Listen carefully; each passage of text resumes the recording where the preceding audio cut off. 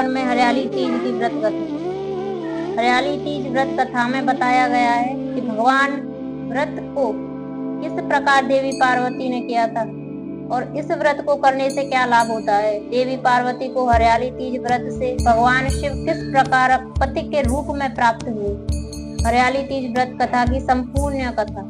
हरियाली तीज सावन के महीने में आने वाला त्योहार है जो देवी पार्वती को समर्पित है। भविष्य पुराण के अनुसार तीज यानी तृतीय तिथि का व्रत और पूजन देवी पार्वती को प्रसन्न करने के लिए किया जाता है। पुराणों के अनुसार चंद्रमा की 27 पत्नियां थीं। इनमें चंद्रमा रोहिणी को सबसे अधिक प्रेम करते थे। पुराणों के अनुसार रोहिणी ने तृतीय तिथि का व्रत किया था जिससे रोहिणी के प्रति चंद्रमा का प्रेम सबसे अधिक था। श्रावण के मास में जो कुंवारी कन्याएं और सुहागिन स्त्री तृतीय तिथि को हरियाली तीज की कथा सुनती हैं और देवी पार्वती की भगवान शिव के साथ पूजा करती हैं, उन्हें मनकूल जीवन साथी की प्राप्ति होती है और सुहाग की उम्र भी लंबी होती है।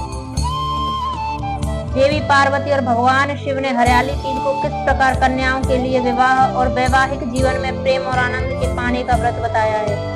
देवी पार्वती अपने पूर्व जन्म में दक्ष प्रजापति की पुत्री सती थी। उस समय दक्ष प्रजापति के विरोध और इच्छा विरुद्ध जाकर देवी सती ने महादेव जी से विवाह किया था। दक्ष प्रजापति भगवान विष्णु से देवी सती का विवाह करवाना चाहते थे, लेकिन देवी सती भगवान शिव को अपना पति मान चुकी थी। अंत में पुत्री की खातिर दक्ष प्रजापति को भगवान शिव के साथ सती का विवाह करवाना पड़ा, लेकिन दक्ष प्रजापति फिर भी शिवद्रोही बने रहे। एक समय दक्ष प्रजापति ने भव्य यज्ञ का आयोजन किया जिसमें सभी देवी देवताओं, नाग, किन्नर, गंधर्व, ऋषियों को आमंत्रित किया। त्रिलोक में दक्ष प्रजापति के यज्ञ की चर्चा होने लगी।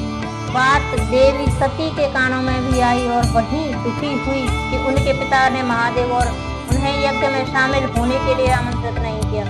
इस बात से देवी सती को बहुत दुख हुआ और फिर वह बिना बुलाए पिता के यज्ञ में जाने की जिद करने लगी। महादेव जी ने देवी सती से कहा कि हे देवी, बिना बुलाए पिता के घर जाने से भी मान सम्मान की हानि होती है, इसलिए मेरी बात मानो और तुम ना जाओ। लेकिन देवी सती अपनी जिद में शिव की बात को मानने को तैयार ना हुई और शिव से कहने लगी, आप भले ना जाएं, लेकिन मैं अपने पिता के यज्ञ में जरूर जाऊंगी। और वह शिव की आज्ञा बिना ही मायके चली गई।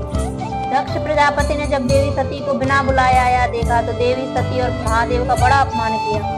उस समय देवी सती को महादेव की बातों का स्मरण आया और अपनी भूल पर वह प्रायश्चित करने लगी। सती ने कहा कि महादेव के मना करने पर भी मैं यहाँ आई और मेरे कारण मेरे पति का अपमान हुआ।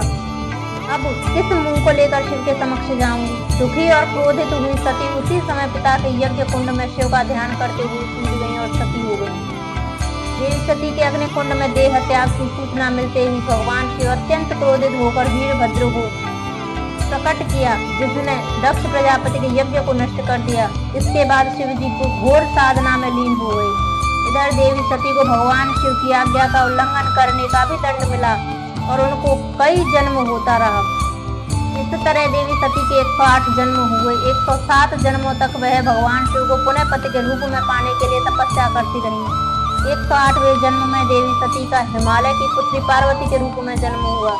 इस जन्म में देवी पार्वती ने भगवान शिव को पति रूप में पाने के लिए श्रावण में मृतिका से शिवलिंग का निर्माण करके भक्ति भाव से शिव जी का पूजन किया और तपस्या में लीन हो गई। देवी पार्वती की तपस्या में अंत में प्रसन्न होकर हरियाली तीज पर भगवान शिव प्रकट हुए और देवी पार्वती को वरदान दिया कि तुम मेरी अर्धांगिनी बनोगी। इस तरह देवी हरियाली तीज के दिन देवी पार्वती को भगवान शिव से अनुकूल वर प्राप्ति का वरदान मिला। इसके बाद भगवान शिव ने देवी पार्वती के आग्रह पर कहा कि जो भी कुंवारी कन्या हरियाली तीज का व्रत करके भगवान शिव और देवी पार्वती की पूजा करेगी उसे कामना के अनुसार सहयोग के पति की प्राप्ति होगी, और जो सुहागिन महिला हरियाली तीज का व्रत करेगी उसका वैवाहिक जीवन प्रेम और सुख से भरा रहेगा।